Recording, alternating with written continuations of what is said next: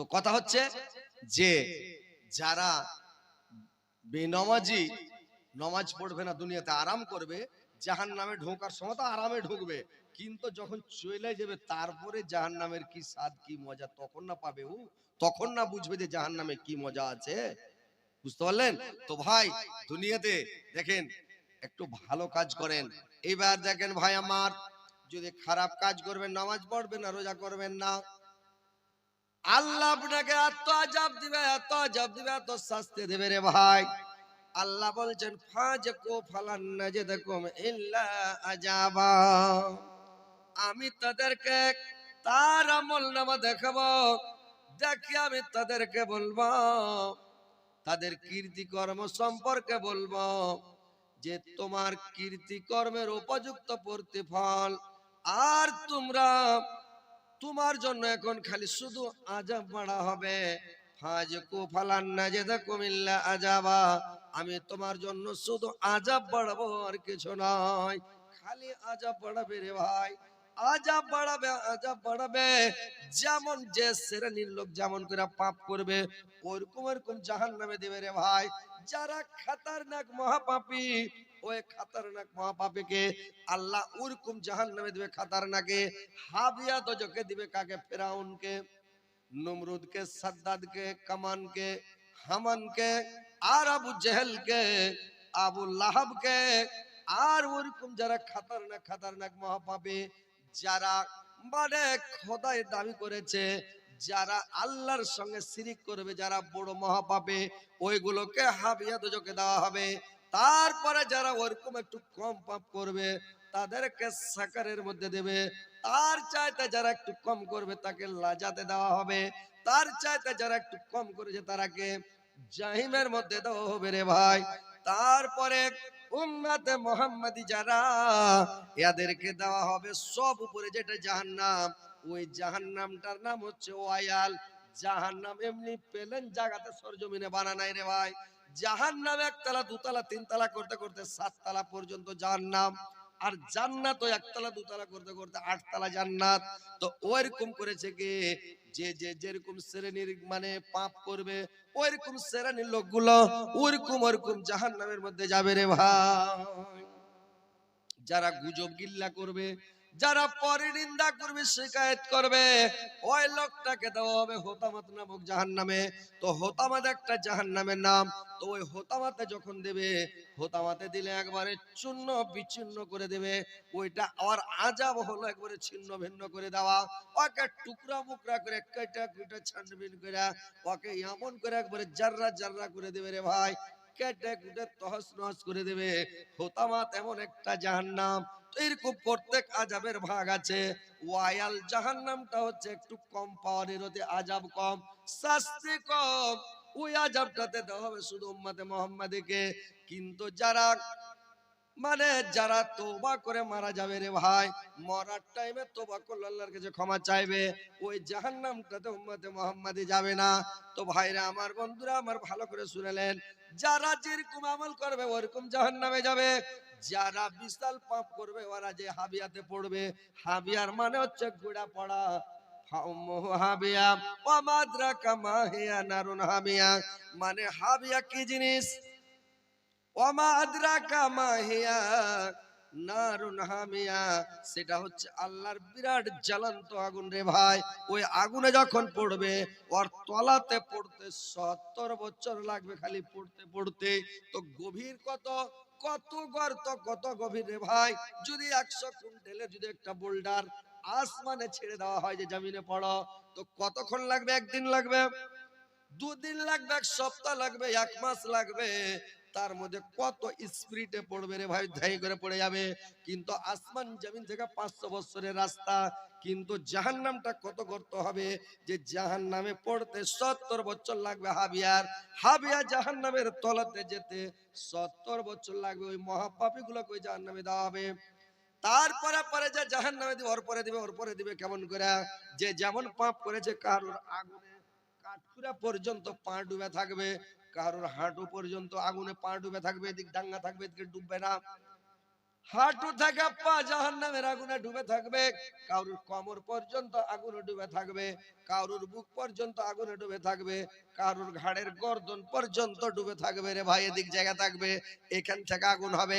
যেমন যেমন যে পাপ করবে ওরকম ওরকম আগুন হবে, ওরকম ওরকম সাজা হবে।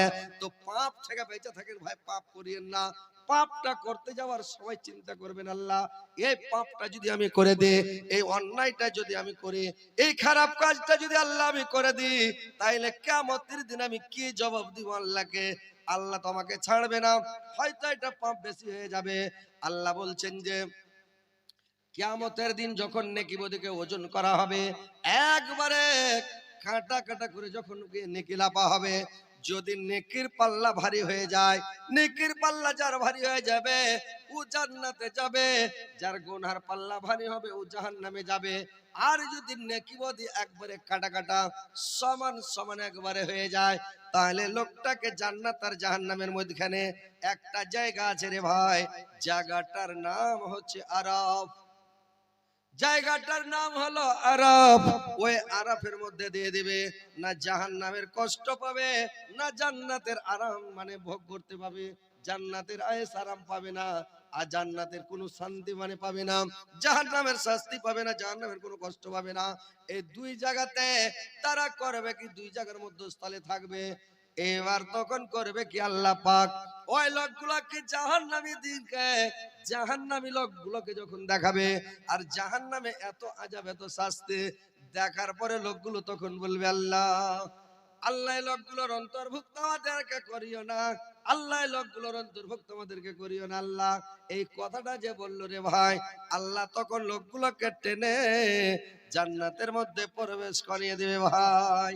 তো এইবার যখন যারা জাহান্নামে যাবে, জাহান্নামে মানুষ যাওয়ার পরে রে ভাই ক্ষুধার্ত অবস্থাতে যাবে, মানুষ ভুখা অবস্থাতে যাবে, ওখানে যেহেতু আর কিছু খেতে পাবে না।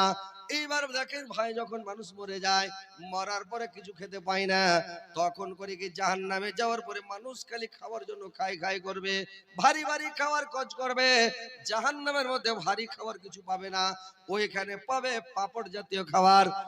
লাইসা লাহুম তামান ইল্লা মিন জারঈ লা ইসমানু ওয়ালা ইগনি মিন জু'। ওইখানে পাবে শুধু জারির ঘাস, কাঁটাওয়ালা ঘাস, পাপড় জাতীয়, যে ঘাস খেয়ে মানুষের হৃষ্টপুষ্ট হবে না এবং ক্ষুধাও দূর হবে না, মানুষ তাগড়া হবে না, আর খেয়ে মানে হৃষ্টপুষ্ট হবে না। ওই খাবারগুলো যখন জাহান্নামীদেরকে দেওয়া হবে, এত তিতা, এত কসলা, এত দুর্গন্ধ, এত বদবরে ভাই, ওই জারির ঘাসের ডগাগুলো, গাছগুলোকে ভেঙে যদি নদীতে পুকুর পুষ্করিতে ফেলে দেওয়া হয়, গোটা সুমক মানে গোটা নদীর পানি, গোটা পুকুরের পানি, পুষ্করের পানি সমস্ত দুর্গন্ধ যুক্ত হয়ে যাবে, তিতা হয়ে যাবে, কসলা হয়ে যাবে, কেউ পান করতে পারবে না। এত তিতা। সৌদি আরবে জারির ঘাস আছে রে ভাই, একটা অঞ্চলের মধ্যে ওই উটগুলো যখন ঘাস খেতে খেতে ওই গাছের জারির ঘাস খেয়ে নেয়, তো উটটা 8-10 দিন মানে বেড়াতে পারবে না, লড়াচড়া করতে পারে না, হাঁটতে পারে না, 8-10 দিন ঝিম ধরা হয়ে রোগা হয়ে পড়ে থাকে, বসে উঠবে না, মানে সব সময় রোগা হয়ে ঝিম ধরায় থাকে। 8-10 দিন পর তখন উঠে কত তিতা ঘাসটা, আর কত মানে দুর্গন্ধ আছে। উটের মালিক বুঝতে পারে যে আমার উটে নিশ্চয় মানে জারির ঘাস খেয়েছে, তখন উটটাকে আর কিছু বলবে না, মাটিও নিয়ে যাবে না, ওকে বাড়িতে রেখে দেবে। তো ভাইরা আমার, জারির ঘাস এত খাতারনাক, কাচ্চা যখন থাকে তখন জারি হয়ে থাকে, আর যখন ওই ঘাসটা যখন পেকে যায়, তো জারির ঘাস পেকে গেলে তখন সাবরাক হয়ে যায় রে ভাই। সাবরাক মানে, সাবরাক মানে কি, এত কাঁটা যে খাবে তো ভিতরেও যাবে না, আর ললিতে যখন বেঁধে যাবে, কণ্ঠনালীতে বেঁধে যাবে, তখন বেরি হয়েও আসবে না, এত কষ্ট, এত কষ্ট। এইবার তখন পানি পান করার জন্য জাহান্নামে খালি ছটফট করবে, দৌড়াদৌড়ি করবে, আল্লাহ কোথায় পানি পাবো, কোথায় পানি পাবো, কখন পানি পান করব। পানির জন্য খালি দৌড়াদৌড়ি করবে, টাপাটাপি করবে, ছটফট করবে। তো যখন দৌড়াদৌড়ি করবে, ছটফট করবে রে ভাই, পানি পান করার জন্য যখন দৌড়াদৌড়ি দৌড়াদৌড়ি শুরু করে দেবে, এইবার জাহান্নামে তো আর পানি পাবে না। জাহান্নামের তলাতে একবারে গিসলিন থেকে তাদেরকে গ্লাস পানি এনে দেওয়া হবে। ওই পানি যখন এরা পান করতে যাবে, মুখের সামনে যখন ধরবে রে ভাই, তো মুখের মানে এত পানি ওই রক্ত পুজের পানি তো নয়, খালি টকবেগে পুজ, ওই পুজগুলো রক্ত পুজগুলো এত হিট হয়ে থাকবে, মুখের সামনে গিলাস টানতে মাত্র মুখটা পুরো ভাজা মাছের মতন, একবারে পুরা সব একবারে ভাজা মাছের মতন হয়ে যাবে। জানের কলবলেতে কাঁটা লেগে আছে, ও কিছু দেখবে না। টুটিতে যদি কাঁটা লাগে ও শান্তি পাবে জি ভাই। চোখে একটা খেড় কুটা যদি একটু গর্দা পড়ে যায়, তো যতক্ষণ বাহির না করে শান্তি পাওয়া যাবে? কিচ্ছু দেখবে না, তাড়াতাড়ি বাহির করো। আর ও বাহির করার লেগে খালি আহিডাহি করবে, তাড়াতাড়ি কখন বাহির করা যায়। টুটিতে কাঁটা লেগে গেলে শান্তি পাবে না। দাঁতে যদি কিছু লেগে যায়, জিভাটা ঘুরে ঘুরে উঠি, যতক্ষণ বাহির না করবেন জিভা শান্তিতে পাবেন, আপনার মনটাও শান্তি থাকবে না, খালি জিভাটা ওখানে খালি দিলে বাজছে, খালি বাজছে। তো মানুষের একটা মানে অশান্তি টেনশন হয়ে যায় নাকি। তো ওইরকম টুটিতে আর কাঁটা লেগেছে কি ছাড়বে? ওই ফুটান্ত টকবগে রক্ত পুজ যেমন পান করবে, এত তার হিট, এত গরম, সুবহানাল্লাহ।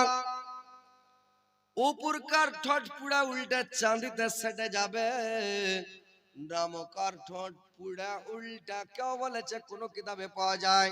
ভাইরা আমার, যে ঠোঁট মাটিতে লেথড়িতে লাগবে, আবার কোন কিতাবের মধ্যে পাওয়া যায় যে লোকটার ঠাম নামকার ঠোঁট লটকা লাভির সাথে সেটে যাবে, পেটের লাভের কাছে এসে লটকে যাবে।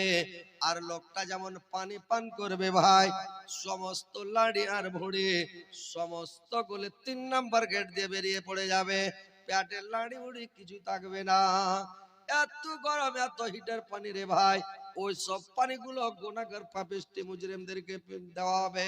তো ভাই নামাজ পড়েন, রোজা রাখেন, তাসবিহ পড়েন, জিকির করেন, সব সময় মনের মধ্যে রাখেন যে আমি কিয়ামতের দিন যেন আমার নেকির পাল্লা ভারী হয়। সব সময় মনে রাখবেন যেন আমার নেকির পাল্লা ভারী হয়, গুনার পাল্লা হালকা হয়। গুনাহ করতে যাবেন না, যখনই গুনাহ করবেন চিন্তা ভাবনা করবেন, কোন মানুষের ক্ষতি করতে যাবেন না, কোন মানুষের উপরে জুলুম করতে যাবেন না, আর কোন মানুষের উপরে অন্যায় করতে যাবেন না, কোন মানুষের হক নষ্ট করতে যাবেন না। আর মানুষকে মানে হক নষ্ট না করে দেখেন ভাইরা আমার, দুনিয়াতে ভালো কাজ করার চেষ্টা করেন, তাসবিহ পড়েন, জিকির করেন, আল্লাহ বিল্লাহ করেন, সব সময় আল্লাহ আল্লাহ করেন। যার নামে আরেকটা খাদ্য খাবার আছে রে ভাই, যে গাছটার নাম বলা হয়েছে জাক্কুম। ওই জাক্কুমের ঘাস চাঁদিকে খেতে দেওয়া হবে। সৌদি আর মাটিতে মদিনাতে একটা অঞ্চল আছে রে ভাই, ওই অঞ্চলের মধ্যে জাক্কুমের ঘাস হয়। ওই জাক্কুমের গাছটা যখন হবে, তো জাক্কুমের গাছটা যখন হবে, ওই জাক্কুমের গাছটা যদি ভাঙেন, তো আঠাটা বের হবে, তেলটা যে বের হবে, ওই তেলটা আঠাটা দুধের মতন সাদা, যদি চামড়াতে পড়ে যায় তো সঙ্গে সঙ্গে পোষালিয়ে নেবে। এত তার স্পিড, এত তারা হ্যাঁ মানে হিট আছে। যেরকম অ্যাসিড পড়লে জায়গাটা পুড়ে যায়, অ্যাসিড যেখানে পড়বে ওই জায়গাটা পুড়ে যাবে, অ্যাসিড যেরকম খাতারনাক, ওইরকম জাক্কুমের কাছে অ্যাসিডের মতন অ্যাসিড আছে রে ভাই।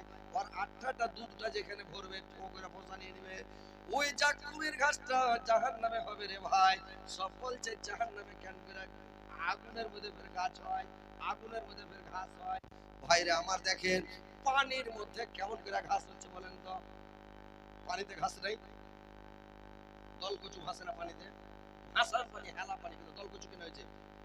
আপনার দলকচু কহেন না ঘেচু কহেন? কহেন ঘেঘা, কেউ ঘেঘা বলে, আমরা দলকচু বলি, আর কেউ দল বলে, আর যারা সূর্যাপুরি ওরা কহে ঘেচু। তো ওই যে পানিতে হয়, আবার কতগুলো জঙ্গল দেখবেন, একটা গাছ বের হইয়া একখানটায় ঝড়, পানির উপরে গাছটা ভাসছে, কতকাল আছে না? এরকম ঘাস আছে পানিতে, অনেক পানির তলেও ঘাস, পানির তলে দেখবেন যে ঘাস ভাসছে, ঘাস আছে, জমিতে ঘাস হয়ে আছে। তার মানে আল্লাহকে পানির ঘাস তৈরি করেছে। তো জাহান্নামে যে জারির ঘাস হবে, জাক্কুমের ঘাস হবে, তো আল্লাহ আল্লাহ বানাইলে ফের আগুন আর পানি আর পাহাড় আর পর্বত, পাহাড়ে পাথরের উপরে গাছ হয়েছে, দালানের উপরে প্যাকেটের গাছ হয়েছে, মানুষ দেখতে পারলো? এলে দেখতে পান না যে ভাই, পুরানা দালান গালাতে প্যাকেটের গাছে গেছে, জিগনির গাছ হয়ে গেছে, দালানের উপরে হয়েছে গাছ, ওখানে কোথায় রস পাচ্ছে, কোথায় কি, আল্লাহর হুকুম মানুষ হয়ে যাচ্ছে, গাছ হয়ে যাচ্ছে। তো কথা হচ্ছে যে জাহান্নামে